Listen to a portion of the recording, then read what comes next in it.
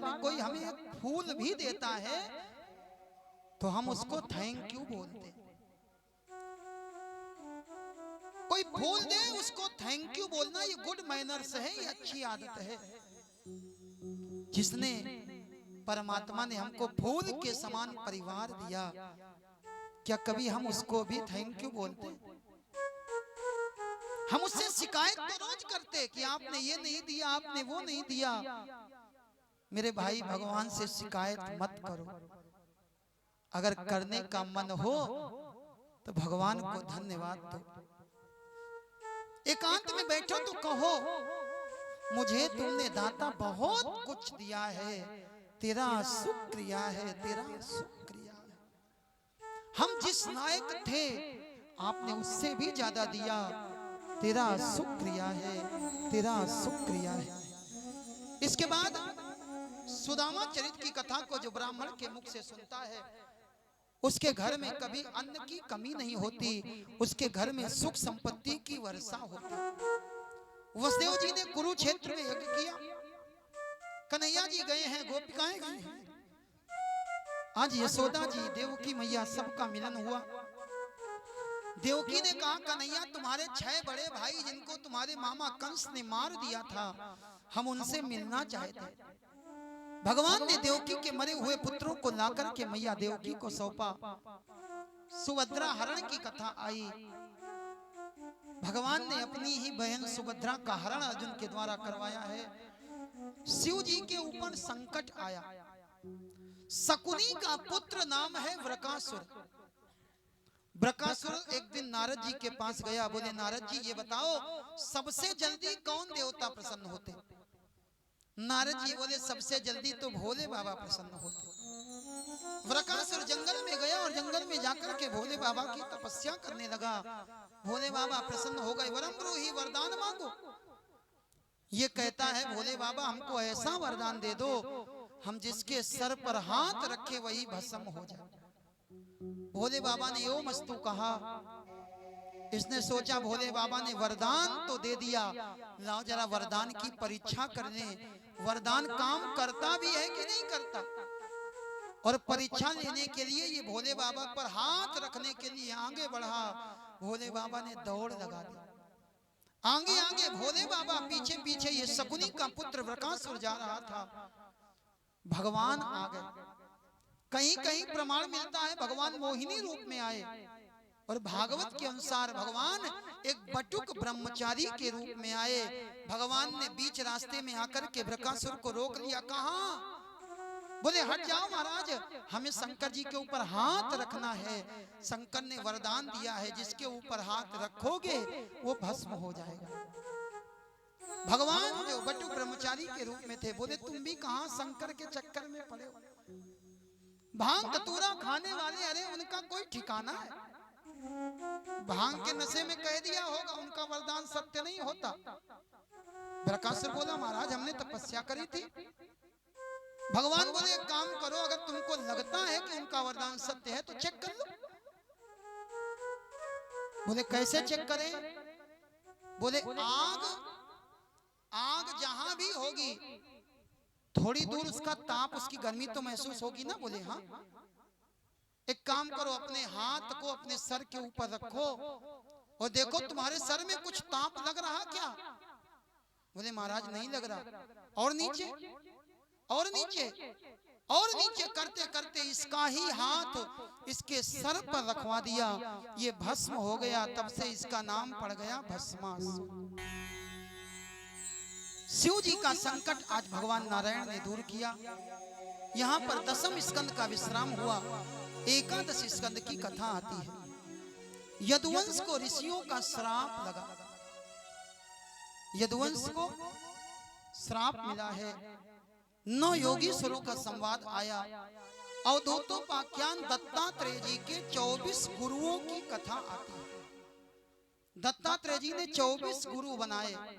गुरु किसको कहते हैं?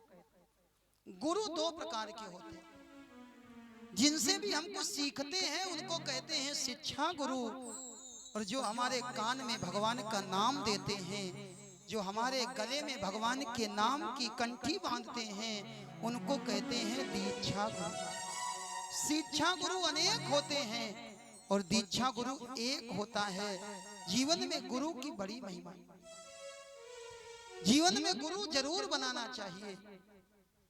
आप में से कितने ऐसे लोग हैं जिन्होंने गुरु बनाए? बिना गुरु के कोई भव सागर से पार नहीं हो सकता। गुरु बिनु भव निधि तरे न कोई, जो विरंची शंकर सम होई। गुरु बनाना चाहिए। लेकिन पुराने लोग कहा करते थे, पानी पियो छान के और गुरु बनाओ। ऐसे गुरु न बना लेना जिनकी फोटो, जिनका चित्र पहले तो लोग बहुत बड़ा बड़ा अपने मंदिर में लगाए थे, और अब गुरु जी की फोटो अलमारी के पीछे धूल खा रही है। गुरु बहुत विचार करके बनाना, देखा देखी गुरु मत बनाना। उन्होंने बनाया तो हम भी बनाएंगे, नहीं। ये भी मत सोचना कि जिसके ज्यादा चेले वही गुरु अच्छा होगा। आजकल चेले बनाना, शिष्य बनाना फैशन हो गया। गुरुवर खड़े बाजार में, बढ़िया सा पंडाल लगा लेते हैं गुरु लोग, बढ़िया सा माइक ले लेते और एक साथ 10-20-25 हजार लोगों को बैठा लेते। गुरुवर खड़े बाजार में, चेला कंठी ले। और एक बोला, गुरु जी हम आपसे कंठी लेंगे, हम मुक्त हो जाएंगे। बोले जिम्मेदारी नहीं है, स्वर्ग जाओ चाहे नरक में, लेकिन हमें दक्षिणा दे। ऐसे गुरुओं से सावधान रहिए। गुरु जब बनाओ तो बहुत विचार करके गुरु बनाओ। गुरु कैसा होना चाहिए? गुरु ऐसा होना चाहिए जैसे हमारे पिता। जो संबंध पिता और पुत्र का होता है, वही संबंध गुरु और शिष्य का होता है। शिष्य को गुरु ऐसा होना चाहिए कि अगर शिष्य के जीवन में कोई संकट हो तो वो जाकर के गुरु से कह सके। गुरु जब मंत्र देते हैं तो गुरु क्या करते? जिस समय गुरु मंत्र देते हैं तो गुरु कान पकड़ते हैं और कान पकड़ करके कान में मंत्र देते हैं। गुरु कान पकड़ते हैं और गुरु गला पकड़ते हैं, गले में कंठी बांध देते हैं। मानो गुरु तुम्हारा कान पकड़ करके कहता है, अभी तक जितने पाप किए हो अब सबसे कान पकड़ लो, आज के बाद पाप नहीं करेंगे। गुरु गले में कंठी बांध करके कहता है, आज तक इस गले के बाहर अगर तुमने किसी के लिए कुछ भी अपशब्द कहा हो तो आज के बाद अपने मुख से किसी के लिए अपशब्द मत निकालना।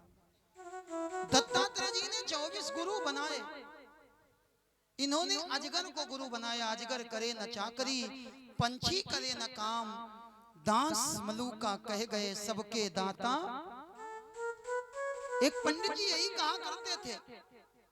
पंडित जी कहते सबके दाता राम, सबको भगवान देता है, सबको भगवान देता। एक सेठ जी को यह बात अच्छी नहीं लगी।